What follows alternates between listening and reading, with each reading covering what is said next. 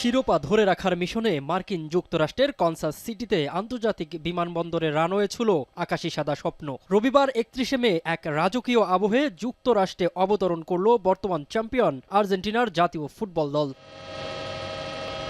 পুরো দলের দিকে নজর থাকলেও সবার চোখ কেড়েছে তাদের বহনকারী বিশেষ বিমানটি। বিমানের লেজের দিকে জ্বলজ্বল করছে বিশেষ একটি সংখ্যা, নাম্বার 10, যা কিনা ফুটবল ইতিহাসের অন্যতম সেরা ফুটবল জাদুকর এবং আলবি সেলেস্তাদের অধিনায়ক লিওনেল মেসির আইকনিক জার্সি নাম্বার। এই নাম্বার 10 লেখা বিমানটি যেন জানান দিচ্ছে বিশ্বজয়ের এক অনন্য মিশন নিয়ে মার্কিন মূলকে পা রেখেছে স্ক্যালোনির শিষ্যরা।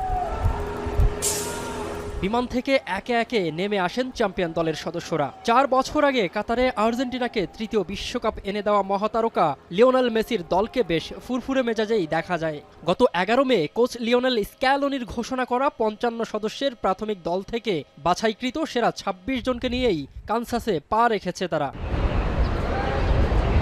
এবারের বিশ্বকাপে কানসাস সিটি আয়োজক শহরগুলোর মধ্যে আকারে সবচেয়ে ছোট হলেও আর্জেন্টিনা, ইংল্যান্ড ও নেদারল্যান্ডসের মতো পরাশক্তিরা এই শহরকেই বেছে নিয়েছে তাদের মূল ঘাঁটি হিসেবে। বিমানবন্দর থেকে কঠোর নিরাপত্তার মধ্য দিয়ে বিশেষ বাসে করে খেলোয়াড়দের নিয়ে যাওয়া হয় তাদের নির্ধারিত ঠিকানায়। এবারের আসরে নিজেদের সেরাটা দিতে এবং শিরোপা ধরে রাখার মিশন সফল করতে আর্জেন্টিনা দল ক্যাম্প করবে স্পোর্টিং কানসাস সিটির home ground compass mineral performance সেন্টারে। এখানেই চলবে তাদের চুলচেরা প্রস্তুতি ও কঠোর অনুশীলন।